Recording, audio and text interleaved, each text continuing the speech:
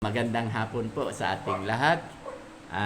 Bago po tayo magpasimula ng ating Bible study sa tahanan ni Ate Alili, ay gusto ko pong pangunahan tayo ng panalangin ni Ate Mel.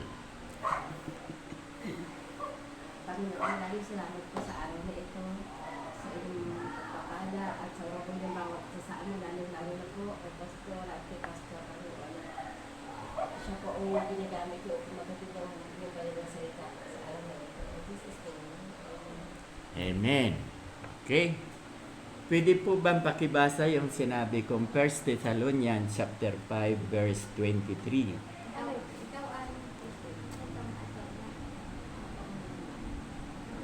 ay, hindi ko na po coming of our, hindi ko na siya anong tulog, hindi ko na screenshot. 1 Thessalonians chapter 5.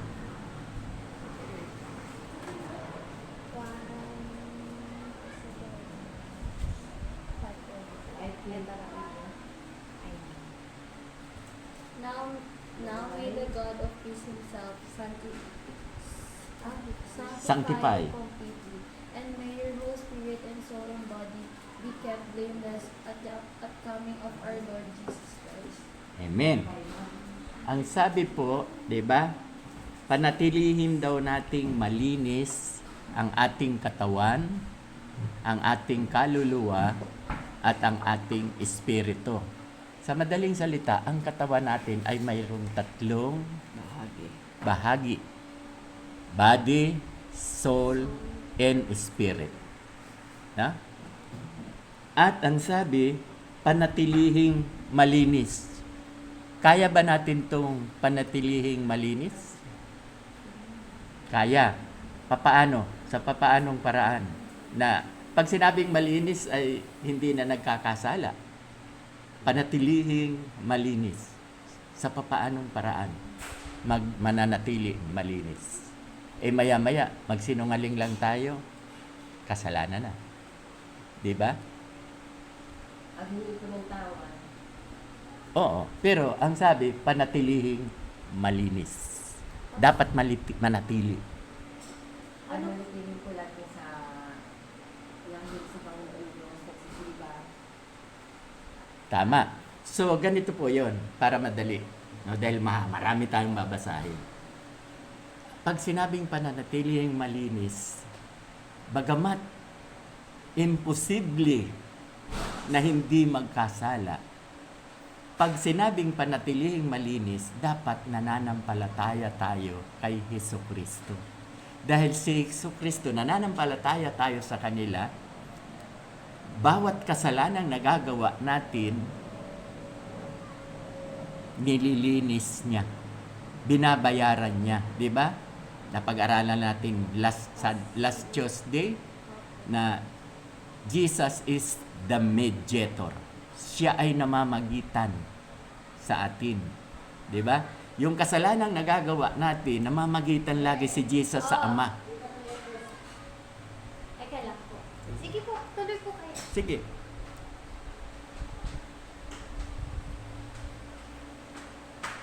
So, para malinis tayo, manampalataya tayo kay Kristo. Sino dito ang nananampalataya kay Kristo? Pakitaas ang kamay. Amen. Amen. O, di walang problema. Di malinis tayo. Dahil may nagbabayad ng kasalanan natin. Si Jesus. Okay. So, alam na natin na mayroong tatlong bahagi. Sino naman yung magbabasa ng 1 Thessalonians chapter 4, 13 to 18. 1 Thessalonians chapter 4, 13 to 18.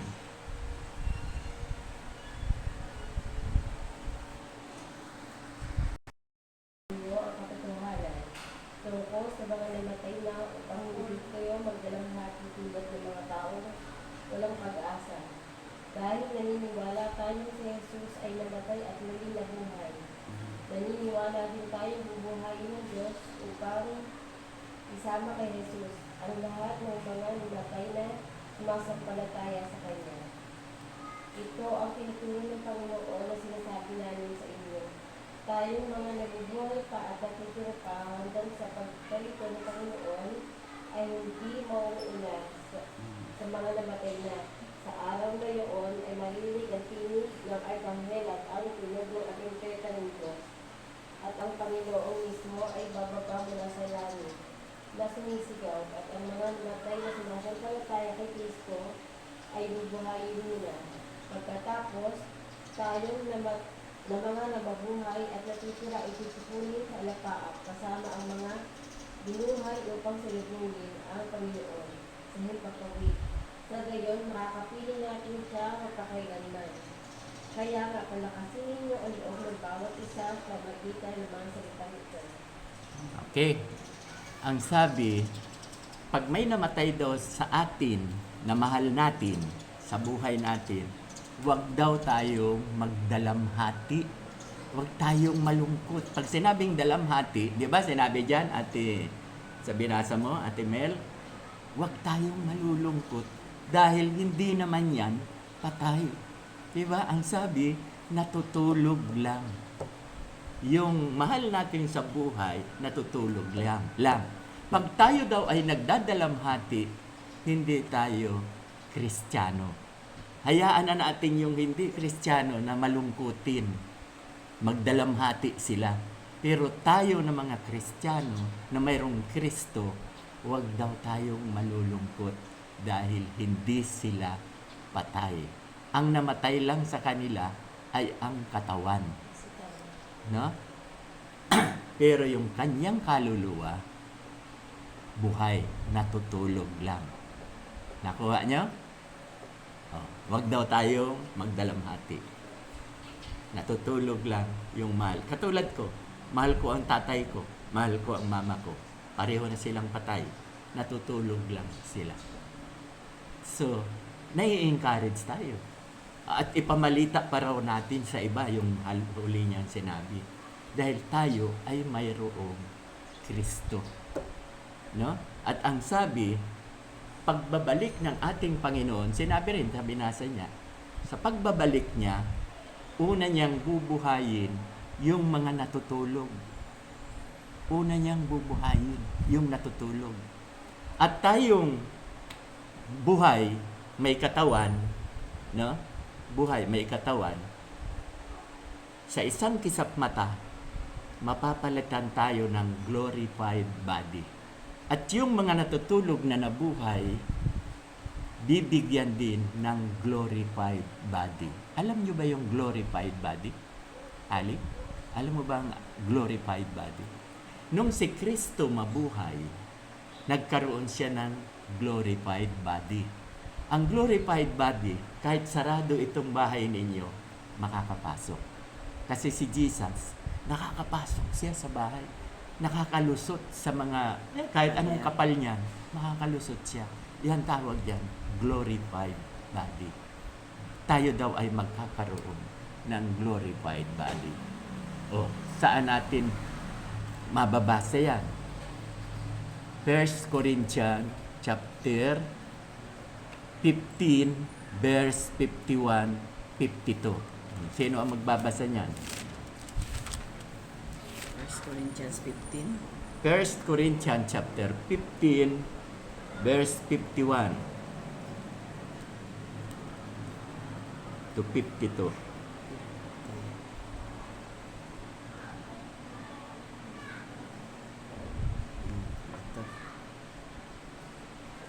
Listen, I tell you a mystery. We will not all sleep, but we will all be changed in a flash, in the twinkling of an eye, at the last trumpet. Tuloy pa. For the trumpet For will sound. For the trumpet will sound, the dead will be raised imperishable, and we will be changed. For the perishable must clothe itself with the imperishable, and the mortal with immortality. Sige, tuloy-tuloy lang. When the perishable has been clothed with the imperishable, and the mortal with immortality, then then the saying that is written will come true.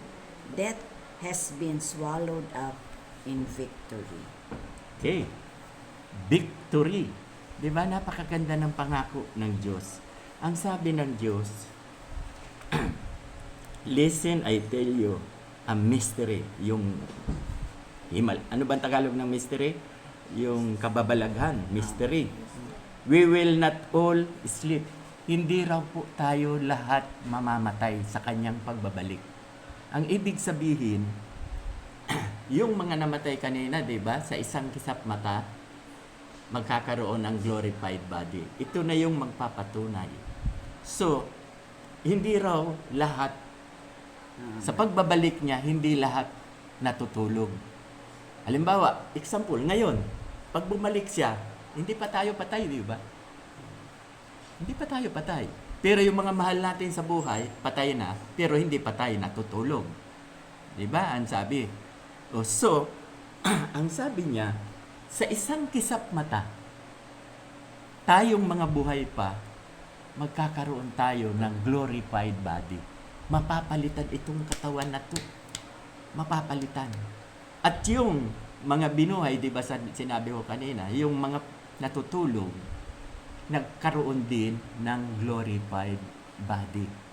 At sinabi kanina sa Thessalonian, unang Thessalonica chapter 4, 13 to 18, sinabi doon, yung namatay, no natutulog, at tayong buhay, magkakaroon tayo ng glorified body, sabay-sabay tayong aakyat. Sasalubungin natin ang Panginoon sa alapaap.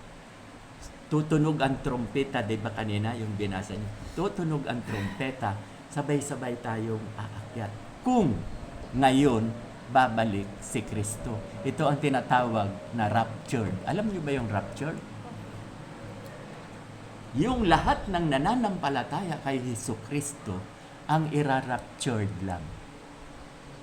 Kaya kawawa yung hindi naniniwala kay Kristo. Maraming hindi naniniwala. Okay.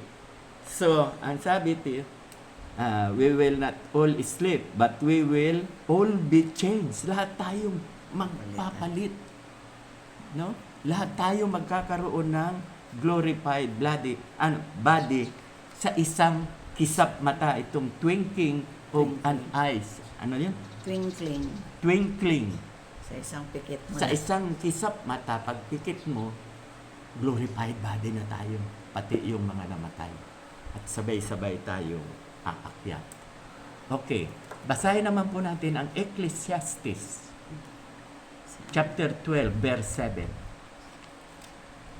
Para malaman natin kung saan tutungo yung tatlo. Body, soul, and spirit. Mangangaral, chapter 12, verse 7. Mangangaral, mayroon dyan sa Tagalog.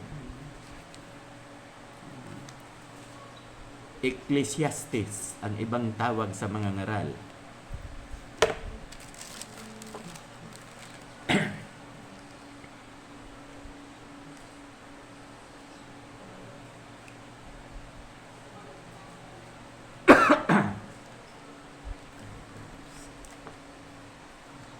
And the dust returned to the earth as it was, and the spirit returns to God who gave it. Amen. Ano ang inyong pagkaintindi niyan? Ecclesiastes, ano? Ecclesiastes 12:7. Okay, Sirit, kung hindi alam. Ang ibig sabihin po nito, kapag tayo ay namatay na, makinig ha, kapag tayo ay namatay na, ang espiritu natin babalik sa Diyos. Di ba? Tatlo yun ha? Body, soul, and spirit. Ang sinasabi sa Ecclesiastes, pag namatay tayo, ang espiritu babalik sa Diyos. Bakit? Itong espiritu, pag-aari yan ng Diyos. Di ba nung si Adan ginawa, hiningahan niya. Yung hininga niya, espiritu, babalik sa Diyos. Yung kaluluwa, natutulog. Di ba yung binasa ko sa inyo sa Matthew chapter 27, verse 51-52? Nang mamatay si Kristo, napunit ang tabing at mga bato na biak at ang mga libingan ay nagbukas at yung nananampalataya kay Jesus, banal ang tawag. Lahat ng banal, ginising. Pero yung hindi nananampalataya kay Kristo, hindi ginising. May panahon sila, gigisingin sila para sunugin sa dagat-dagatang apoy. O kaya yun ang sinasabi sa Matthew. Mamaya, babasahin ko rin sa inyo. Matthew 27, verse 51, 52. Okay. So, yung kaluluwa natin, kung saan ka nilibing, nandoon. Kaya si Lolo, ni Ate Alili, yung Biyanan. biyanan ni Ate Mel, natutulog lang. Hindi po siya patay. Dahil alam ko naniniwala yan kay Kristo, natutulog lang yan. Hindi yan patay. Di ba? Maliwanag? At sa second coming, sa pagbabalik niya, yung rapture nga, una silang bibigyan ng glorified body. Kaya di ba anong binasa ko kanina sa umpisa, yung 1 Thessalonica chapter 4, 13 to 18, wag daw tayong magdalamhati. Wag tayong malulungkot. Dahil natutulog yan. Alam niyo ba sa totoo lang? Tayong mga Kristiyano, yung kaluluwa natin, immortal. Naniniwala ba kayo sa immortal? Pag sinabing immortal, wala nang kamatayan. Napagtagumpayan na yan. Mamaya, mababasa natin yan para maniwala kayo. Nasa Bible yung kwento ko. Hindi na mamamatay yung kaluluwa natin. Yung espiritu, babalik sa Diyos. Yung kaluluwa natin, natutulog. Patay ba yung natutulog? Hindi. Sagot. Ha? Patay ba yung natutulog? Ang sabi, natutulog eh. Hindi patay. Ang lolo nyo, hindi patay. Ang biyanan mo, hindi patay, natutulog. Nakukuha ba ang point? Kaya, immortal. Buhay yung iba yung katawan. Yung katawan namamatay. Yung flesh. Pero yung kaluluwa natin na sumampalataya kay Jesucristo, hindi na ito muling mamamatay. Kasi yung kasalanang minana natin kay Adan, lahat tayo ay patay. Dahil lahat ay nagkasala. Patay tayo. Pero nang nanampalataya tayo kay Jesus, yung kaluluwa nating patay, nabuhay. Nakuha nyo ba? At pag nabuhay yan, hindi na ito muling mamamatay. Yung kaluluwa, ang pinag-uusapan natin, hindi yung katawan. Kasi ang katawan, from dust to dust. Mababasa natin dito yan. Nakuha ba? Tandaan nyo yan. Para hindi na tayo magdalamhati. Hindi sila patay. Tayo rin, hindi na tayo mamamatay. Ang mamamatay sa atin, Physical. katawan physical. Nakukuha ba? Di ba, napakasarap na encouragement. May encourage, hindi na pala ako mamamatay, katawan ko lang. Okay. Basahin natin sa Job 7, 9 and 10.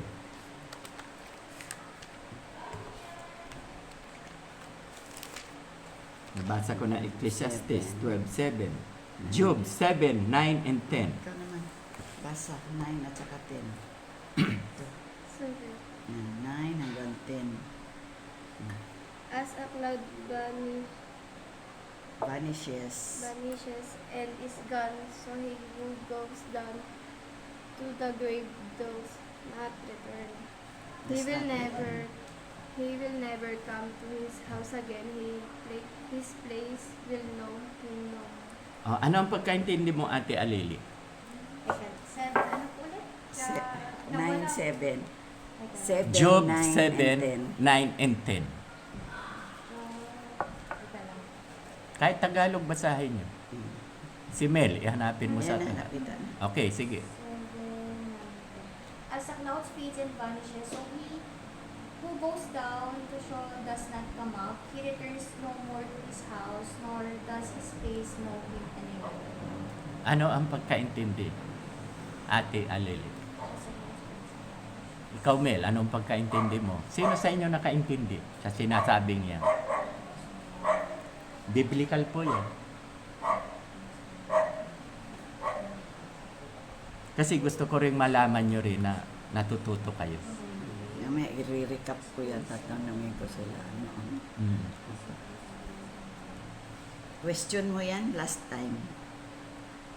Yung spirit po, Hindi, kaluluwa. yung kaluluwa, Question mo yan last time about sa Diba? lolo mo. Ang tao daw ay namatay. Is gone, di ba? As a cloud vanishes and is gone. So, when we got down to the grave, once na inilibing ang ating katawan, does not return. Nakukuha niyo? Kapag nailibing na ang katawan ng mga mahal natin sa buhay, nailibing na, hindi na babalik. Hindi na babalik. Sabi ng salita ng Diyos. At ang magandang kasunod sa 10, we will never, He will never come to His house again. Ang namatay na, hindi na babalik sa bahay. Di ba liwaliwanag?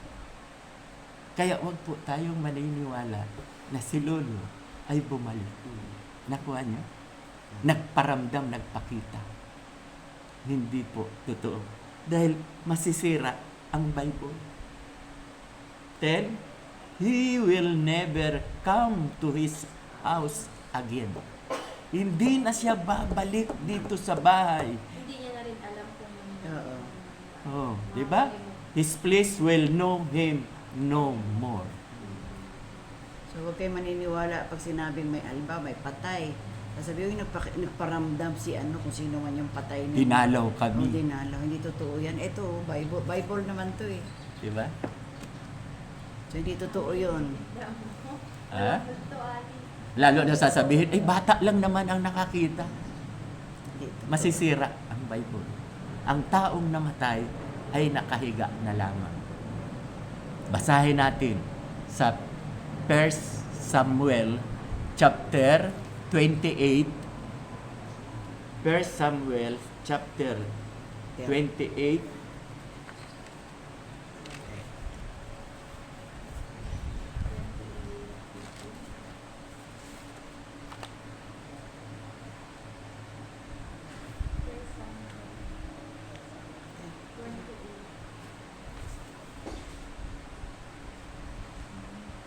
Nakita na yung 28. Mm. Verses na lang. Verse 11 to 15.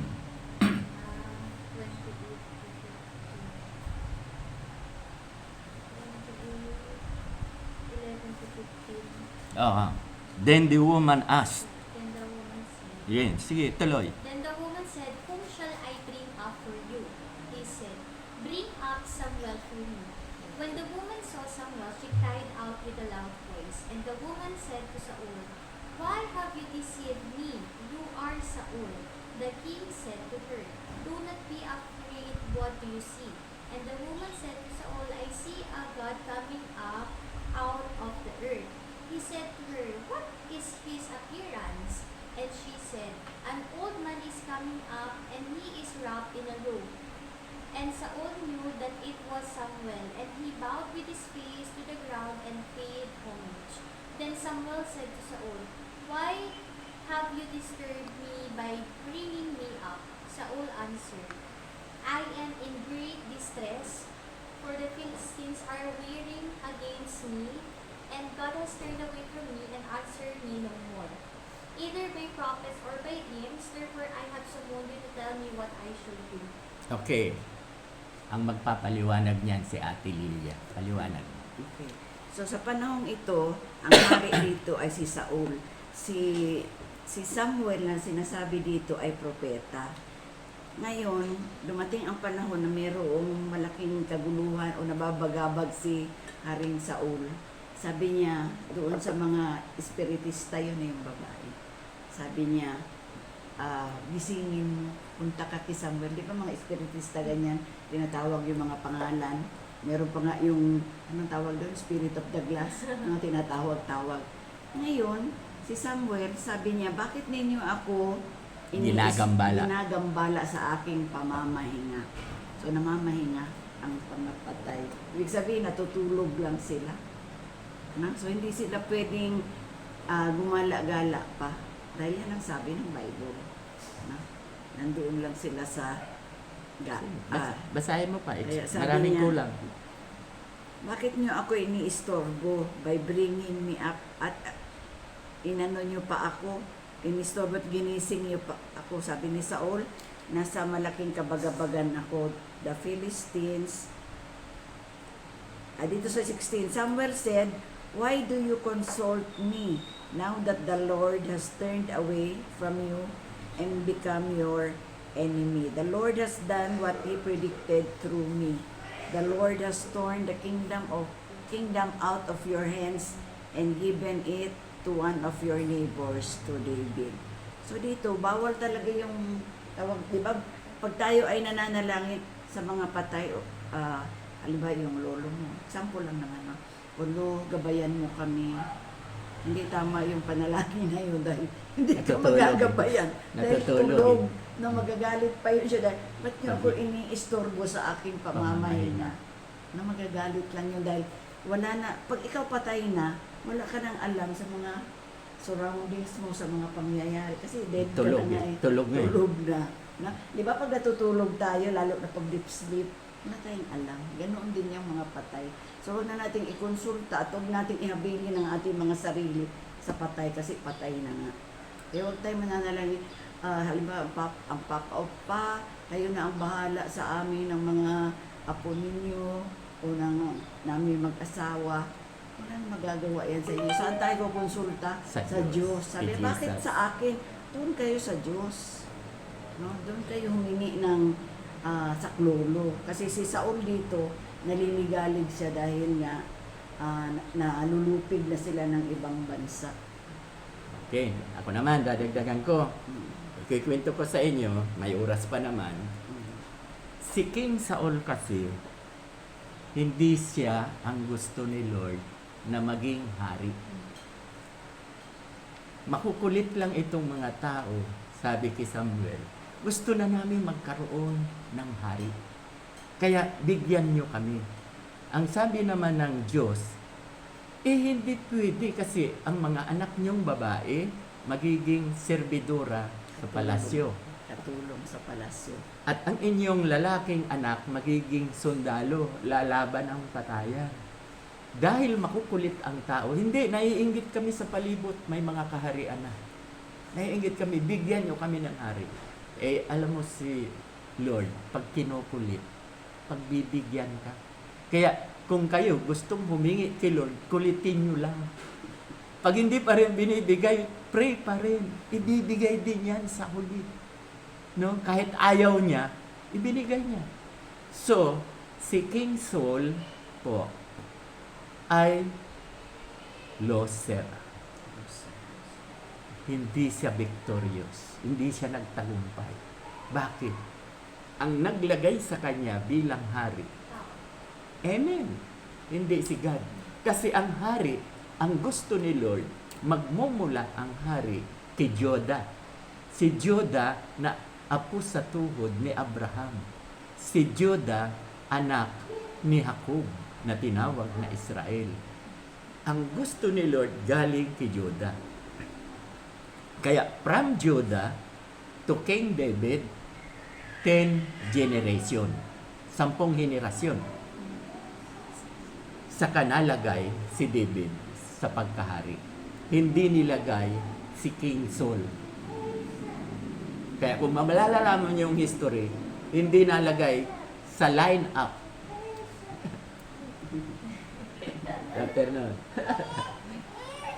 Okay. Itutuloy ko. Hindi nalagay sa line-up si King Saul. Ay, pantubig. Mama, tubig. Bakit?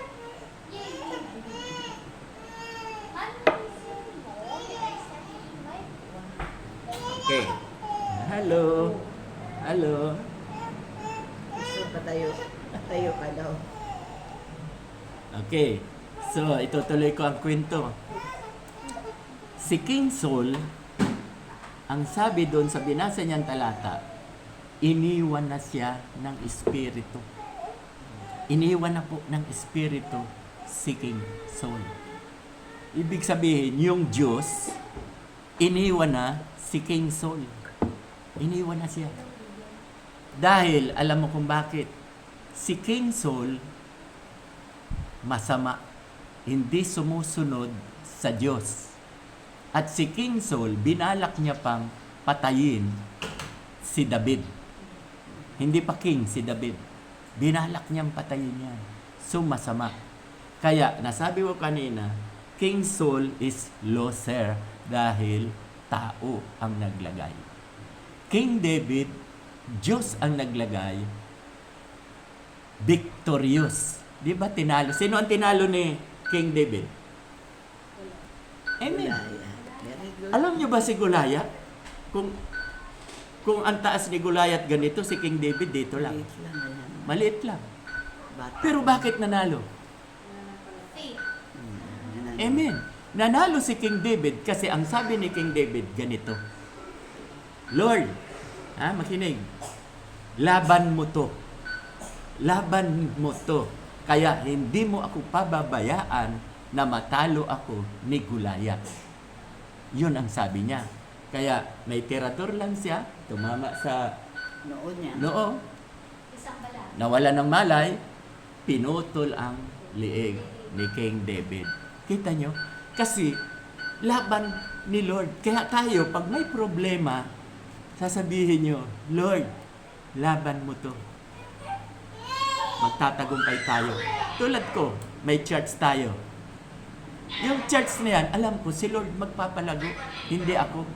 Nakukuha ba?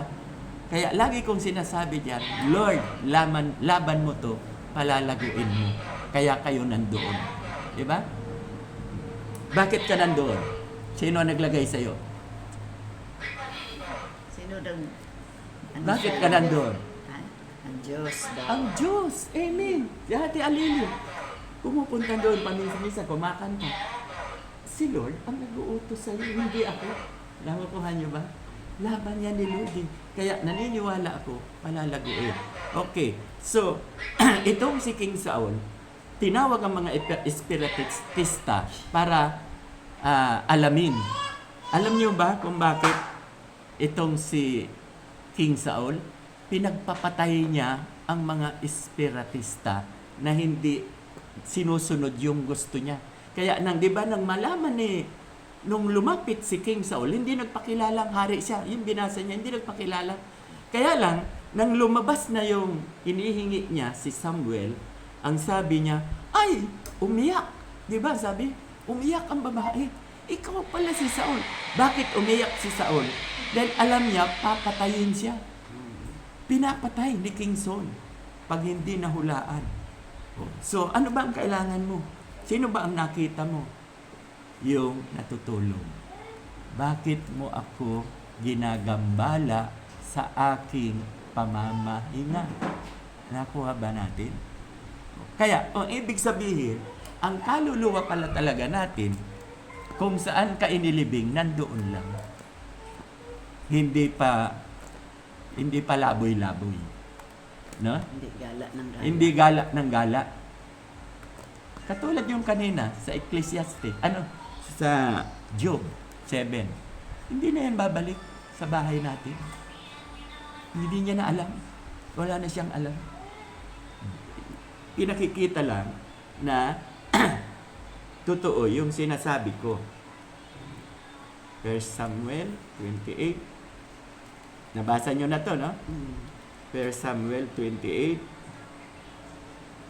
1 Corinthians 15:51, nabasa nyo na. Thessalonians 5:23, nabasa nyo na. Mateo 27:52-53. Pakita sabi. Matthew 27. 27:52-53. 27.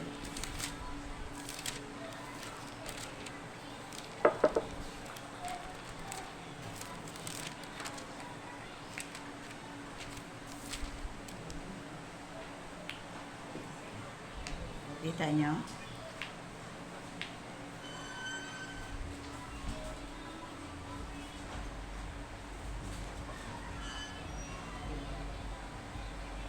Ito na lang.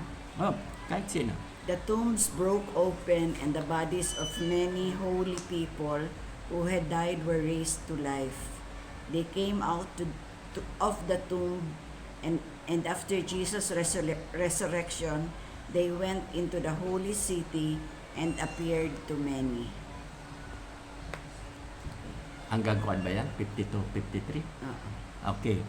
Di ba maliwanag? Ito, nabasa ko na to noon, nung first namin pumunta, na nung mamatay si Kristo, ang kortina ng templo nahati sa gitna.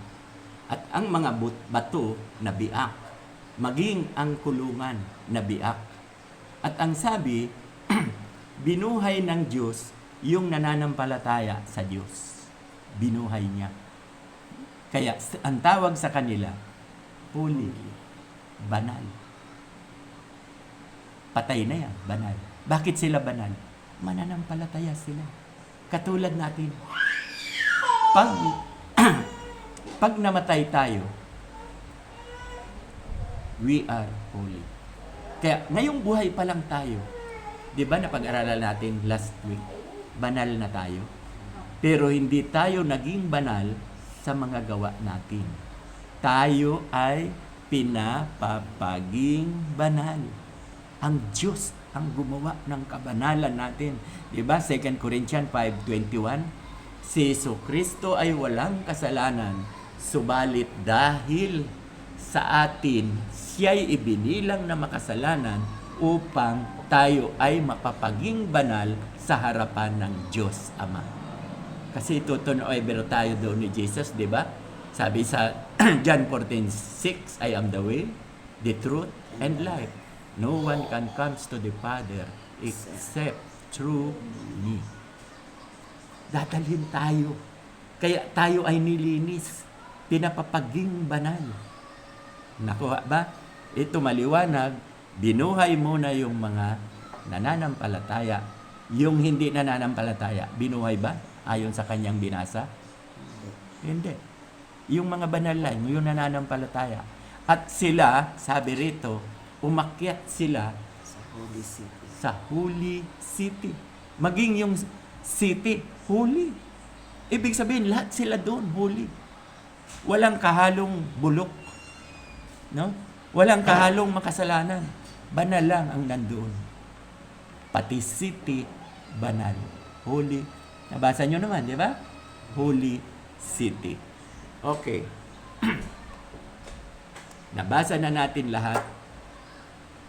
Gusto kong magtanong kayo. Naunawaan nyo ba yung mga binasa natin? Madali ba?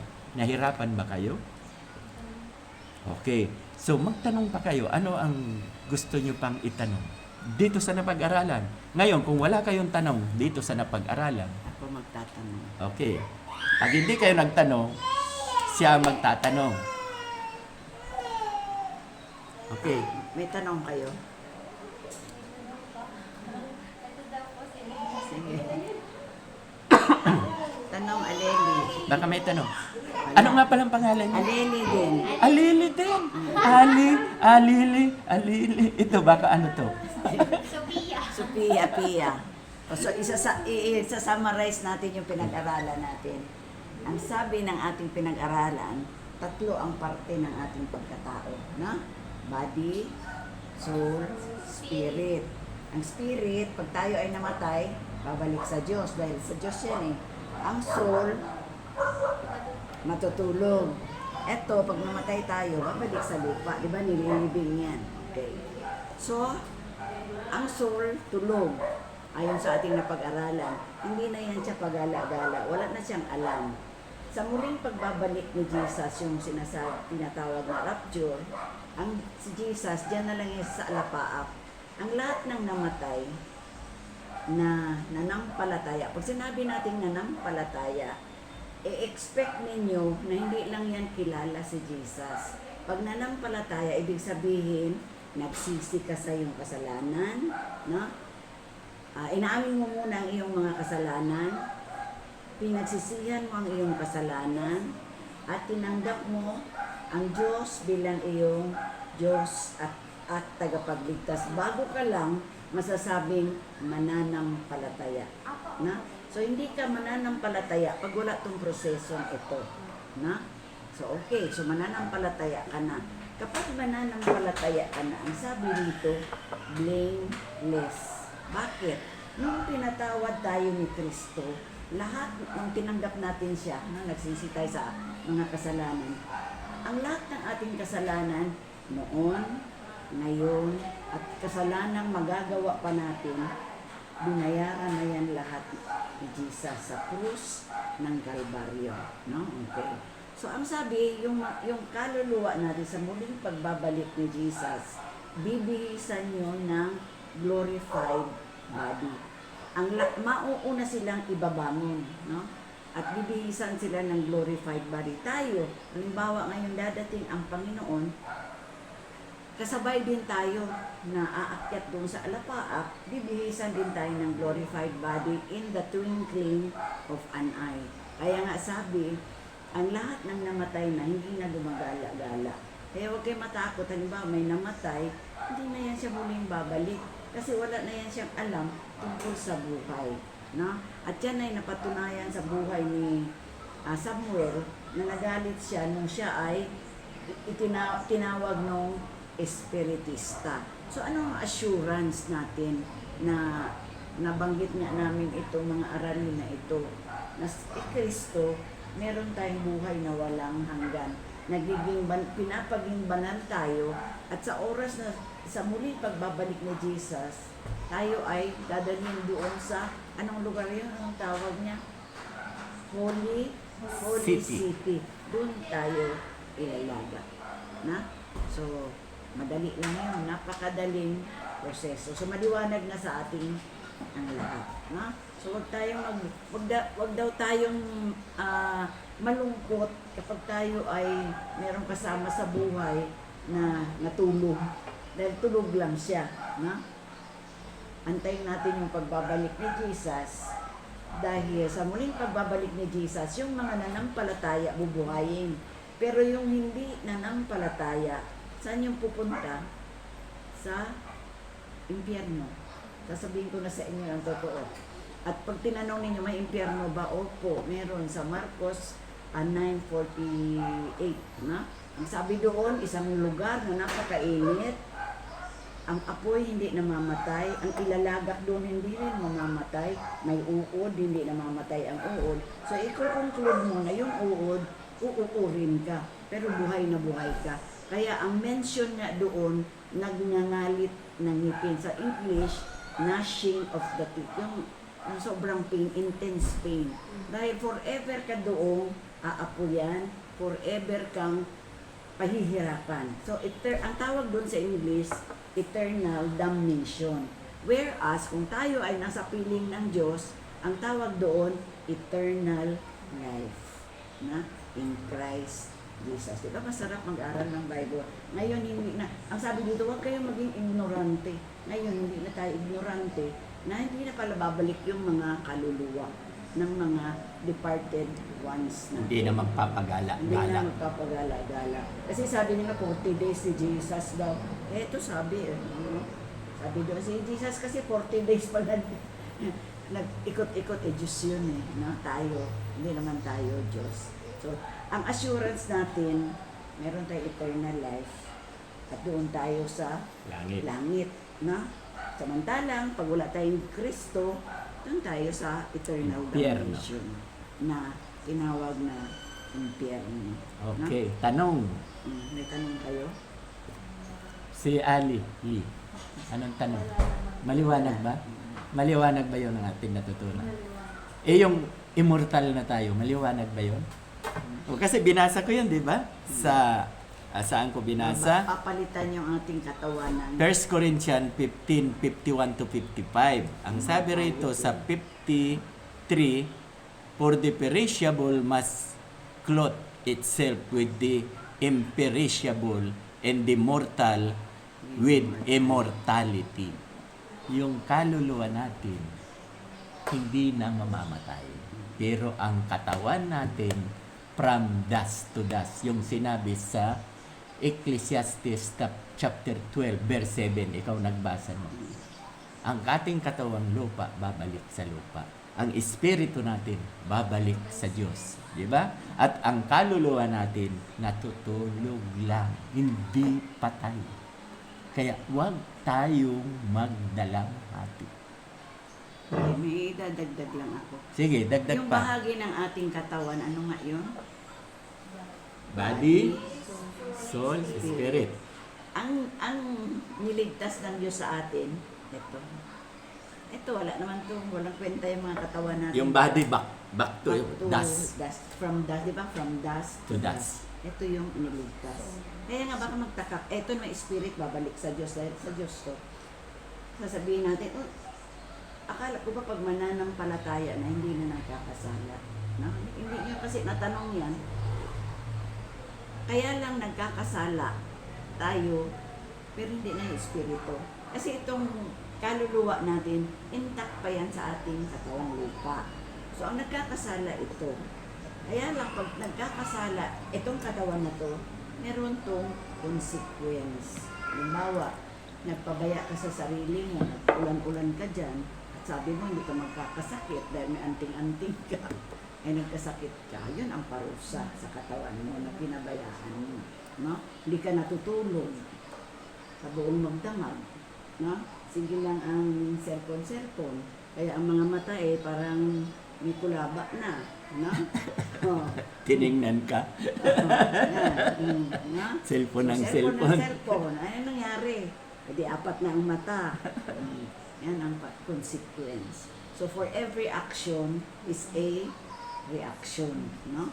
So may consequence sa bawat Kasalanan. kasalanan na nagagawa natin, napaparusahan May ang katawan. consequence. But never the spirit. Kasi nung tinanggap natin si Jesus bilang ating personal Lord and Savior, silyado na yan. Kahit na anong gawin na panlilim lang ng dyablo, hindi na yan siya matitinan kasi sealed na yan siya, hindi na siya kayang antin. Okay? So sana maliwanag sa inyo at sana tinanggap ninyo ang mga aralin sa hapong ito. Okay, salamat. Oras na. Oras So, na. walang tanong? Kung walang tanong, closing prayer na. Ha? Lord, maraming salamat po sa tahanan ni Ate Lily na kanya pong binuksan upang kami po ay makapag-aral ng iyong mga salita. Maraming salamat din po sa mga pagpapalang patuloy po ninyong pinadadaloy sa amin. Lord, dalangin ko po na nawa po ay bakura ng iyong mga anghel ang tahanan ito. At huwag po ninyong ipahintulot na ang masasamang gawa ng aming kapwa ay hindi po makapasok sa tahanan ito. At naniniwala pa rin ako, Lord, na kayo po ang Jehovah Jireh, God provider. Si Ate Alili at ang kanyang asawa ay mayroon po silang negosyo. Nawa po, Lord, ang kanilang negosyo ay patuloy po ninyong pagpalain. Ngayon pa lamang po, Lord, ay ipinagpapasalamat ko na dahil alam ko na inyong tutugunin ang aking panalangin. At lalong-lalo na po, uso po ngayon sa Cavite ang ubo. Madaling makahawa. Nawa po, Lord, bantayan pa rin ninyo ang tahanan ito na hindi makapasok ang mga karamdaman. Anumang karamdaman. Dinadalangin ko po, hindi po kita inuutusan, nawa ay bantayan ng iyong mga anghel. Kaya patuloy po akong lumalapit sa inyo, nawa ay kung marami pang gusto, na willing naman si Ate Alili na makapasok dito para makapag-aral tulad na nangyari ngayon, may kasama kaming yung anyway, mami niya naman yan, mama niya at mga kakilala. Kaya salamat, Lord. At higit sa lahat, pagpalain po ninyo ang bawat isa sa amin.